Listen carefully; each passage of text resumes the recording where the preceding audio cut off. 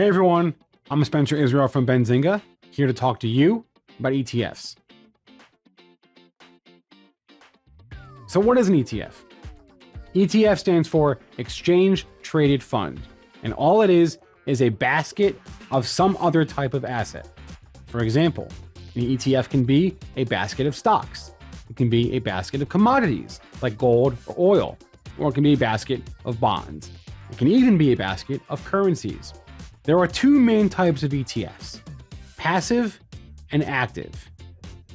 Passive ETFs track an index and are also known as index funds. So for example, the S&P 500 is an index of the 500 largest stocks traded in the United States.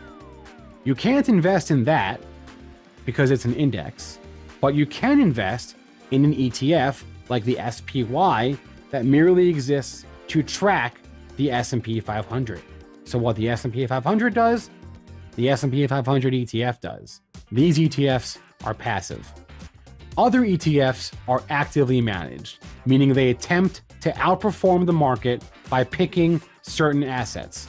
For example, ARK Invest, which is run by Cathie Wood, seeks to outperform the market by picking what they think are the best technology stocks. These ETFs are high risk and higher reward. What makes ETFs unique, at least compared to a mutual fund, is that ETFs trade on an exchange. It's in the name, Exchange Traded Fund. What does that mean? It means you can buy or sell an ETF throughout the day, just like you can a stock. Another unique thing about ETFs, at least compared to mutual funds, is that they are tax efficient. Most ETFs have low fees. So while a mutual fund might have a management fee or a 12b1 fee, those fees don't exist in most ETFs. So they are generally considered to be cheaper alternatives compared to mutual funds. My favorite thing about ETFs is that they give you diversification. When you buy a stock, you get that stock. When you buy an ETF of stocks, you get all of those stocks.